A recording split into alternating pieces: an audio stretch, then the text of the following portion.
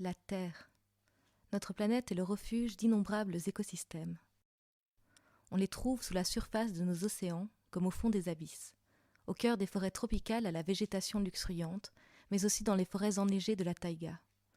Il peut s'agir de déserts arides ou de déserts de glace, de décors paradisiaques ou de landes mortes évoquant le Mordor, s'étendre sur d'immenses superficies comme la plus grande forêt du monde, ou se limiter à une simple flaque d'eau. Face à une telle diversité, comment s'accorder sur la définition d'un écosystème ? Prenons l'exemple d'une forêt. Celle-ci se compose d'un biotope, traduit littéralement du grec par « lieu de vie ». Le biotope est donc un milieu de vie défini géographiquement. Dans un biotope, les conditions écologiques sont homogènes et bien définies. Mais qu'entendons-nous par conditions écologiques ?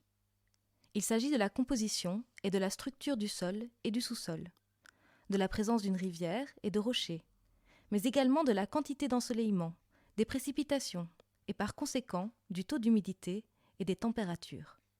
La forêt abrite aussi une biocénose, traduit littéralement du grec par « communauté de la vie ».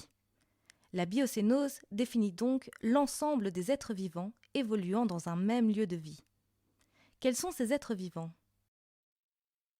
Dans la forêt, on trouve des animaux, mais aussi des végétaux, des champignons et de nombreux micro-organismes. Ensemble, ils forment la biocénose. Un écosystème est toujours composé d'un biotope dans lequel évolue une biocénose. Dans l'exemple de la forêt, le biotope est délimité géographiquement et ses conditions écologiques sont homogènes et définies. Dans ce biotope évolue un ensemble d'êtres vivants, la biocénose. Cette association biotope-biocénose constitue l'écosystème de la forêt. Un écosystème comprend donc un biotope et une biocénose.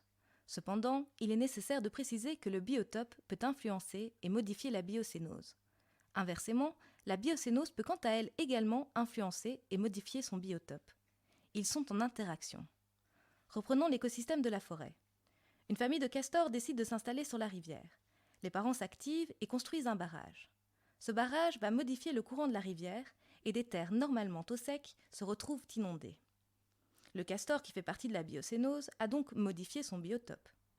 Mais cette modification va quant à elle entraîner sur le long terme un changement de la biocénose. La faune et la flore terrestres vont disparaître et être remplacées par une faune et une flore aquatiques. En conclusion, cela signifie qu'un écosystème est défini non seulement par son biotope et sa biocénose, mais également par les interactions qui existent entre ceux-ci.